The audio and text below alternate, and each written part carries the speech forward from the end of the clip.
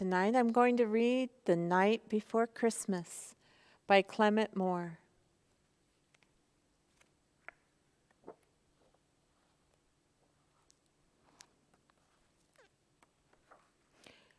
"'Twas the night before Christmas, when all through the house not a creature was stirring, not even a mouse.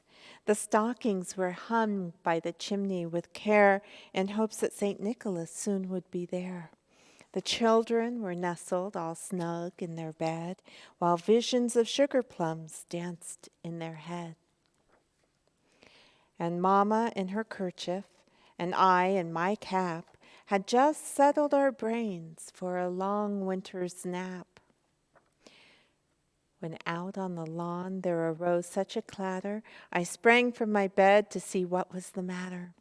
Away to the window I flew like a flash, tore open the shutters and threw up the sash.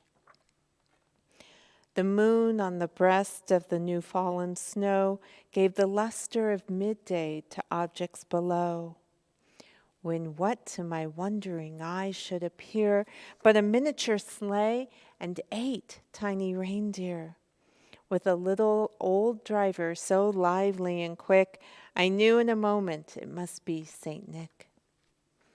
More rapid than eagles, his coursers they came. He whistled and shouted and called them by name. Now Dasher, now Dancer, now Prancer and Vixen, on Comet, on Cupid, on Donner and Blitzen, to the top of the porch, to the top of the wall. Now dash away, dash away, dash away all. As leaves that before the wild hurricane fly, when they meet with an obstacle mount at the sky, so up to the housetops the coursers they flew, with a sleigh full of toys, and St. Nicholas too. And then in a twinkling I heard on the roof the prancing and pawing of each little hoof. As I drew in my head and was turning around, down the chimney St. Nicholas came with a bound. He was dressed all in fur from his head to his foot, and his clothes were all tarnished with ashes and soot. A bundle of toys he had flown on his back, and he looked like a peddler just opening his pack. His eyes, how they twinkled, his dimples, how merry. His cheeks were like roses, his nose like a cherry.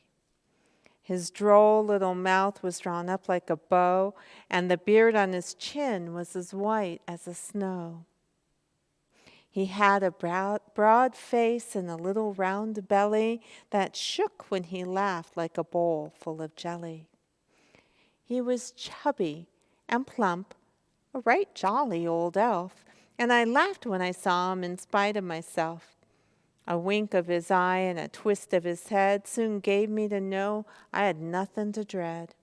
He spoke not a word, but went straight to his work. He filled all the stockings, then turned with a jerk, and laying his finger upside of his nose, he gave a nod.